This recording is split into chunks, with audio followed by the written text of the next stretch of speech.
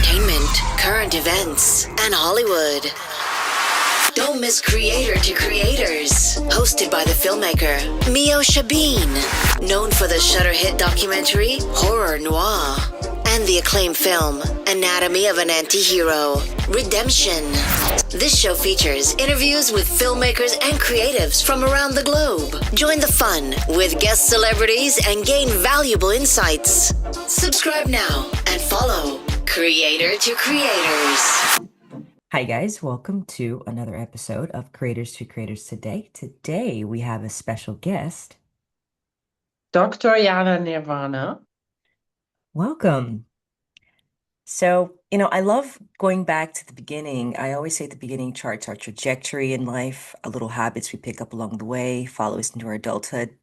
Tell me a little bit about your childhood. What was that like? And, how did you get into doing the things that you're doing now? Oh, yes. So I was born in Czech Republic when it was Czechoslovakia under the communist regime. So my childhood obviously was marked by the Cold War. Yeah, my family was separated in East Europe and West Europe. But of course, as a child, I was unaware of the political constellations in the world. And for me, it was just about collective. We were kids together, going in the nature, doing things, and I really appreciated that.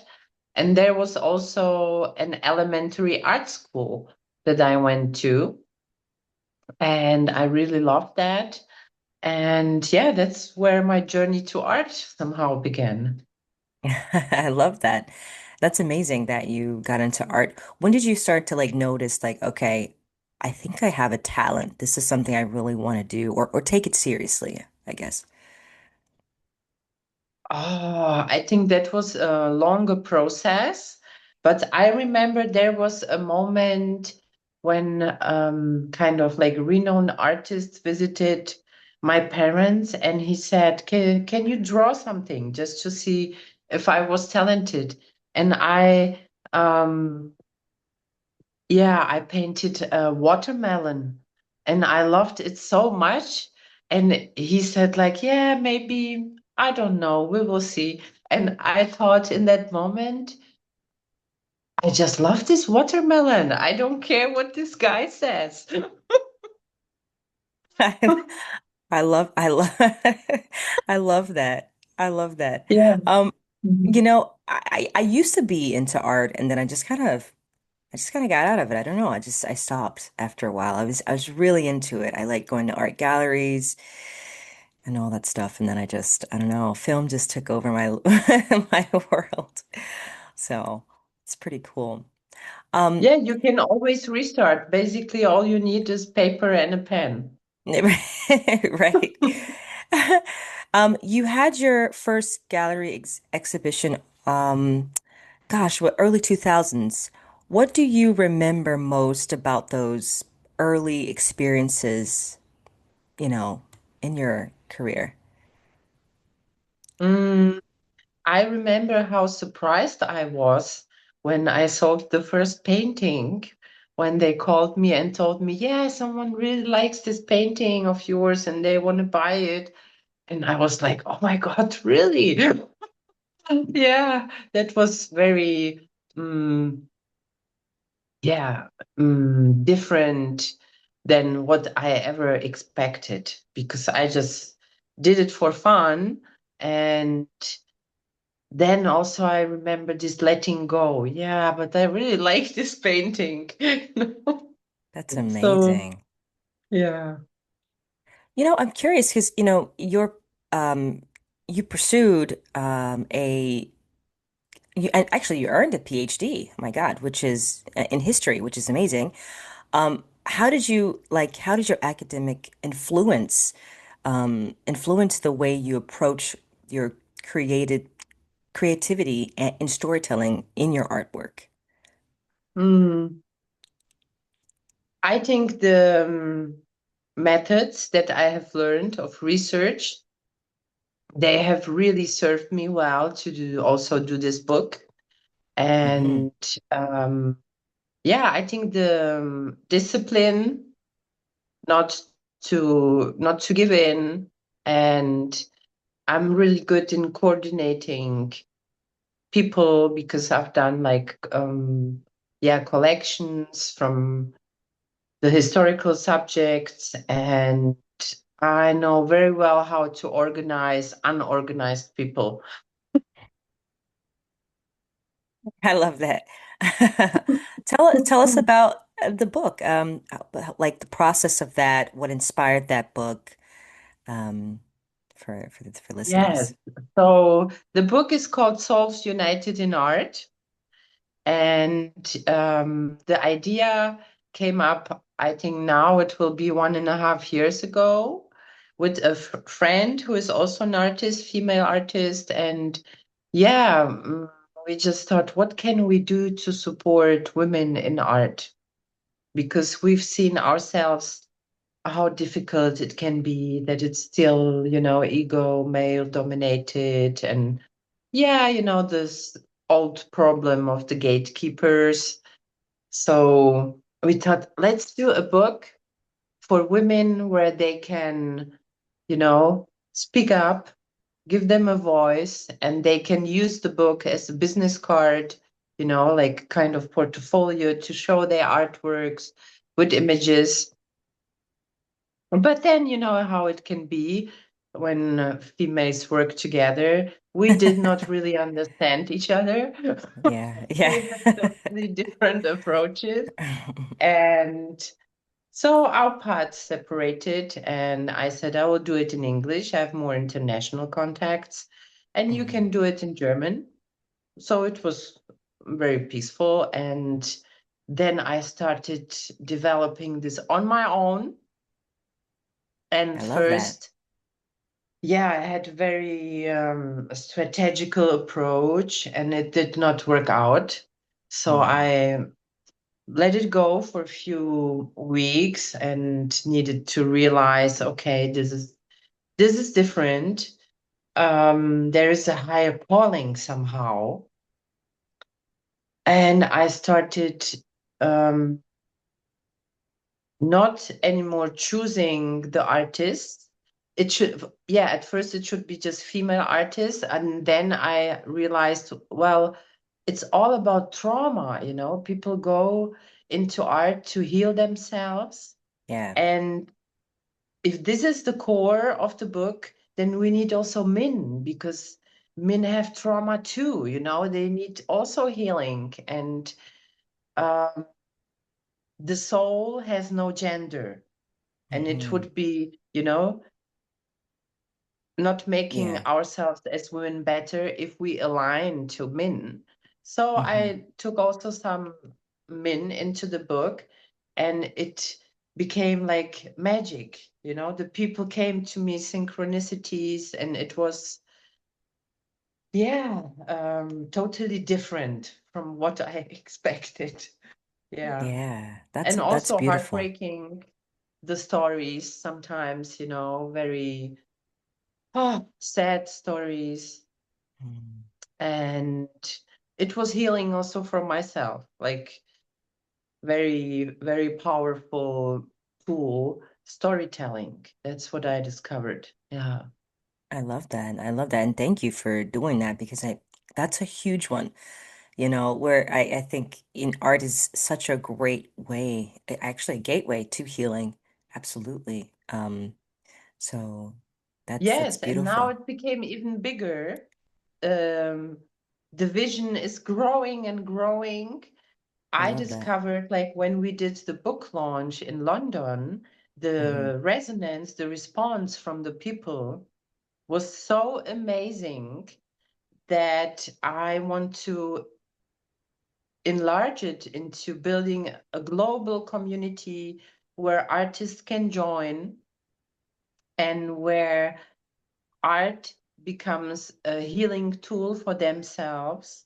Hmm. Basically, it's free for everybody, you know. That's So awesome. it's available for everybody, and it goes contrary, of course, or it is a tool to break the system like an egg from inside with authentic stories, which cannot be undermined. And it's available for everybody. I have no idea yet how we're going to finance this because, but I think it's really time for this transformation because this dogma is sitting so deep in the people that we are material, we need to work, we need to make money, but it can be different. We just need to switch the energy around that. And if we build strong communities, we will need much less. Yeah. Yeah. Yeah, that's beautiful. Yeah, absolutely.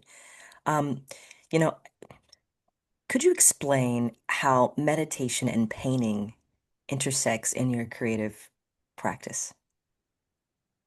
Yeah, actually, it's both the same kind of.